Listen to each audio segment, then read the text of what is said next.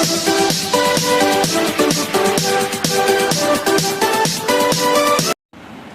Friends, मैं मुकेश लोभट स्वागत करता हूं आपके अपने यूट्यूब चैनल .tube में। दोस्तों, आज का जो हम टॉपिक है जिस पे बात करेंगे वो है बुक्स। लेकिन टॉपिक्स पे आगे बढ़ने से पहले मैं आप सबसे पूछना चाहूँगा कि आप सब कैसे हैं। आशा करता हूं कि आप और आपका परिवार अच्छे से होंगे, कुशल होंगे और सुरक्षित होंगे। दोस्तों, आगे बढ़ने से पहले मेरे यूट्यूब चैनल पे बेल आइकन के बटन को दबाकर सब्सक्राइब कर लें, ताकि मैं जो भी नया यूट्यूब वीडियो आपके चैनल में डालता हूं उसकी नोटिफिकेशंस आपको मिलती रहें। दोस्तों, आज का वीडियो जो है वो बहुत ही इम्पॉर्टेंट होने वाला है, इसीलिए इस वीडियो को पूरा ध्यान से देखिएगा, स्किप मत कीजिएगा, क्योंकि अगर आप वीडियो स्किप कर देंगे तो मैं जो जानकारी आपको देने जा रहा हूँ उसको आप मिस कर देंगे और जानकारी आप तक पूरी की पूरी नहीं पहुँचेगी। तो दोस्तों, अब चलते हैं हम विदाउट टाइम वेस्ट करें अपने टॉपिक पे। दोस्तों, बुक्स हम सब की एक बहुत अच्छी दोस्त हैं और उसी के साथ साथ हम कुछ भी पढ़ते हैं या किसी भी फील्ड में काम करते हैं उसमें हमारी सबसे बड़ी मदद है, क्योंकि बगैर बुक्स के हम ना कुछ पढ़ सकते हैं और ना ही कोई एजुकेशनल या प्रैक्टिकल स्किल डेवलप कर सकते हैं। और ख़ास करके लॉ के फील्ड में तो बुक्स का इम्पोर्टेंस बहुत ही बढ़ जाता है।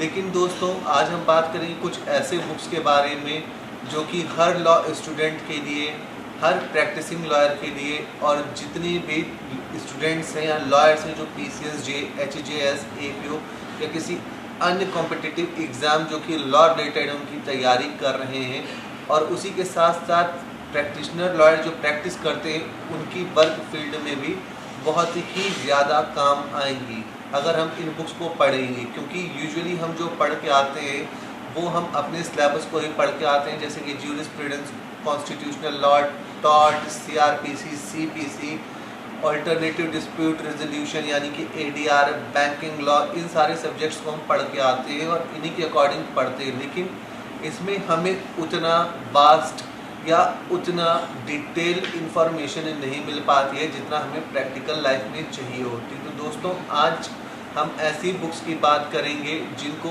पढ़ करके हम अपनी लॉ रिलेटेड नॉलेज तो बढ़ाएंगे ही बढ़ाएंगे, उसके साथ साथ हम अपनी वर्क फील्ड में उसको यूज़ करके और अच्छे से परफॉर्म कर पाएंगे। अगर हम कोई कॉम्पिटिटिव एग्ज़ाम की प्रिपरेशन कर रहे हैं और उनके साथ ये बुक्स पढ़ते हैं तो उन कॉम्पिटिटिव एग्ज़ाम्स को हम और अच्छे से दे पाएंगे। तो दोस्तों, अब चलते हैं हम उन बुक्स की ओर। उन बुक्स के नाम के बारे में आपको बताऊंगा जिनको आप पढ़ करके अपना काफ़ी अच्छा नॉलेज गेन कर सकते हैं और प्रैक्टिकली उसको यूज़ करके आप खुद देखेंगे कि आपकी लाइफ में, आपके प्रोफेशन में और आपके एजुकेशनल स्किल में कितना चेंज आया। तो दोस्तों, अब टाइम वेस्ट नहीं करते हैं, सीधे चलते हैं हमारी पहले टॉपिक पे, लैंडमार्क जजमेंट्स पे। दोस्तों, लैंडमार्क जजमेंट्स पे आज मैं आपको कुछ बुक्स बताऊंगा जिनको पढ़ना आपके लिए बहुत फ़ायदेमंद होगा और उनको पढ़ के आपको लॉ देखने का, लॉ को समझने का एक अलग नज़रिया समझ में आएगा। तो दोस्तों, पहली जो लैंडमार्क जजमेंट पे जो बुक है वो है जस्टिस AK गांगुली की लैंडमार्क जजमेंट्स चेंज इंडिया। दोस्त, इस बुक को आप पढ़ेंगे तो इस बुक में आप ऐसे जजमेंट्स पाएंगे और उनमें ऐसे ऐसे ग्राउंड्स पाएंगे जिनको पढ़ करके लॉ को समझने की, लॉ को देखने का आपका एक अलग नज़रिया डेवलप होगा और आप देखेंगे कि इसमें जो जजमेंट्स बताए गए हैं उन जजमेंट्स ने कैसा इफ़ेक्ट्स किया है। अब आते हैं अपनी दूसरी बुक पे। हमारी दूसरी बुक है टॉम डेनिंग की लैंडमार्क इन द लॉ। इस बुक में भी आप जब पढ़ेंगे तो ऐसे जजमेंट्स हैं जिन्होंने एक नई परिभाषा सेट की है हमारे लॉ में, जजेस के सोचने के तरीके में और एडवोकेट्स के प्रैक्टिस करने के तरीके में। तो इन दो बुक्स को आप पढ़ के देख सकते हैं। लैंडमार्क जजमेंट टॉपिक्स पे बहुत ही अच्छी बुक्स हैं और इनको पढ़कर आप देखेंगे कि आपके सोचने के तरीके में कितना आपका फ़र्क आया है as a lawyer, as a law student, और ये आपके लिए कितनी बेनिफिशियल है।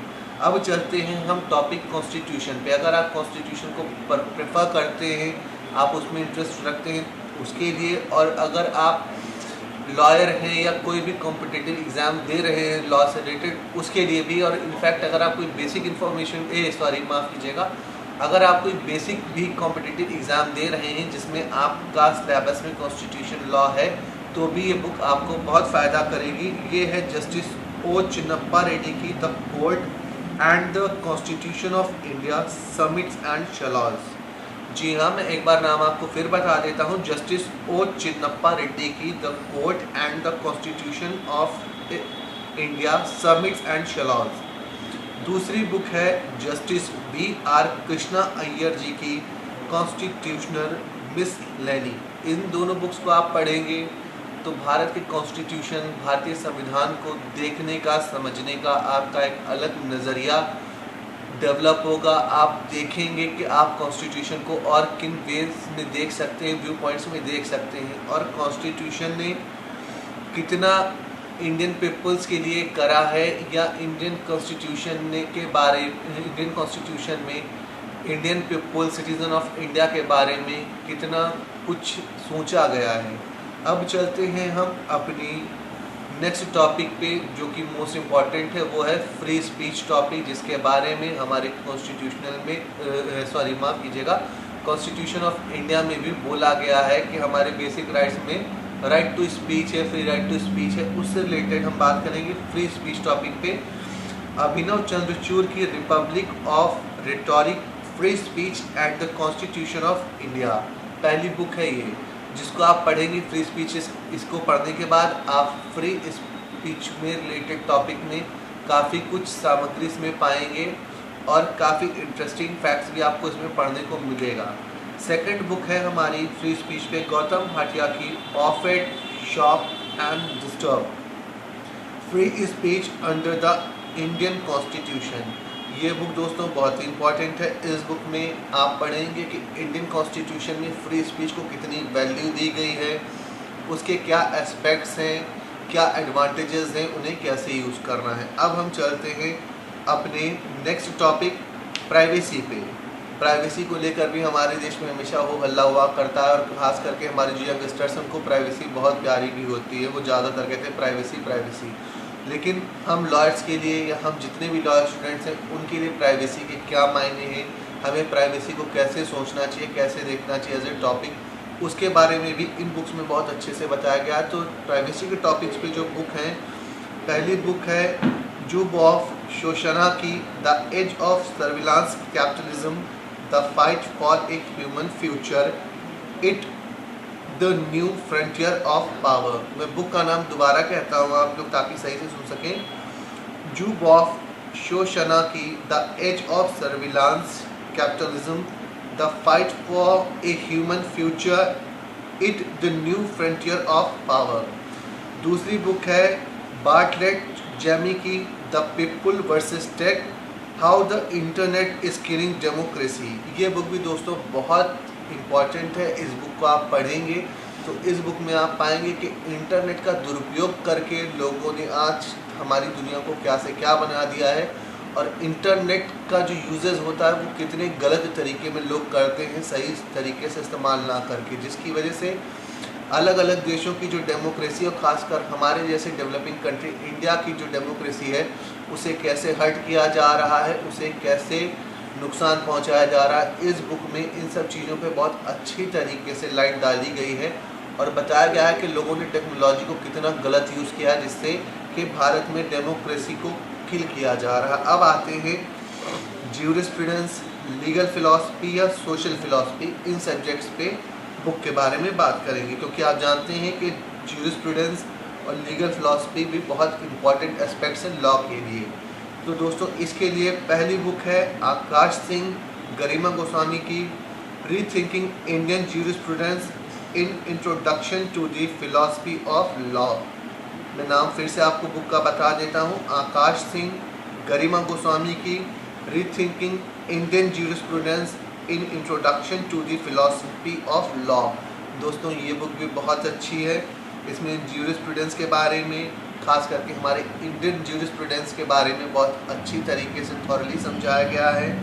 उसके बाद ये भी बताया गया है कि फ़िलॉसफी ऑफ लॉ क्या है, उसे भी बहुत अच्छी तरीके से राइटर्स ने, ऑथर्स ने बहुत अच्छी डिटेल में समझाया है, जिसको पढ़ने के बाद आपको बहुत अच्छा भी लगेगा और लॉ फिलॉसफी को लेके, ज्यूरिस्प्रूडेंस को लेकर के आपका जो थिंकिंग क्राइटेरिया है, सोचने का जो आपका दायरा है वो और विस्तार होगा, ज्यूरिस्प्रूडेंस, जैसे बहुत से स्टूडेंट्स बोलते हैं कि उनको पढ़ने में प्रॉब्लम होती है, उन्हें ज्यूरिस्प्रूडेंस समझ में नहीं आता है, तो आप ये बुक पढ़ेंगे तो इस बुक को पढ़ने के बाद आपको ज्यूरिस्प्रूडेंस पढ़ने में बहुत आसानी होगी और ज्यूरिस्प्रूडेंस को आप बहुत आसानी से समझ पाएंगे। जैसे कि हिस्टोरिकल स्कूल है, एनालिटिकल स्कूल है, मॉडर्न स्कूल है, ये सब जैसे टॉपिक होते हैं हमारे ज्यूरिस्प्रूडेंस में, इनको आप बहुत ईजिली और अच्छे से समझ पाएंगे अगर आप इन बुक्स को साथ नहीं पढ़ेंगे।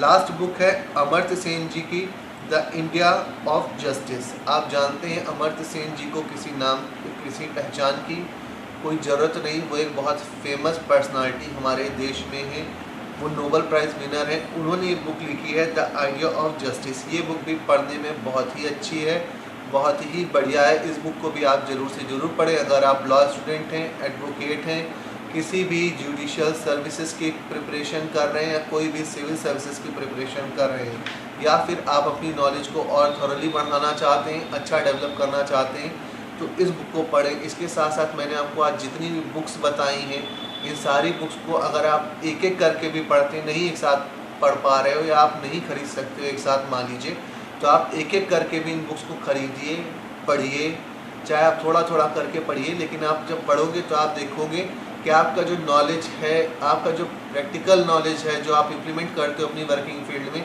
उसमें कितना चेंज आएगा। आपके व्यू ऑफ थिंकिंग में, व्यू ऑफ माफ़ कीजिएगा, किसी चीज़ को देखने के नज़रिए में या अपनी वर्क फील्ड को जो आप देखते हो उसमें आपको कितना फ़र्क आएगा, वो चीज़ आप इन बुक्स को पढ़ के देखेंगे। तो दोस्तों, आज मैंने आपको बताया कि कौन सी इंपॉर्टेंट बुक्स आप पढ़ सकते हैं जिससे आपकी नॉलेज और अच्छे से गेन होगी और आपका जो नॉलेज का क्राइटेरिया वो बढ़ेगा। दोस्तों, आज की वीडियो में इतना ही। कल फिर मिलेंगे एक नए वीडियो के साथ, एक नए टॉपिक के साथ। तब तक के लिए नमस्कार दोस्तों।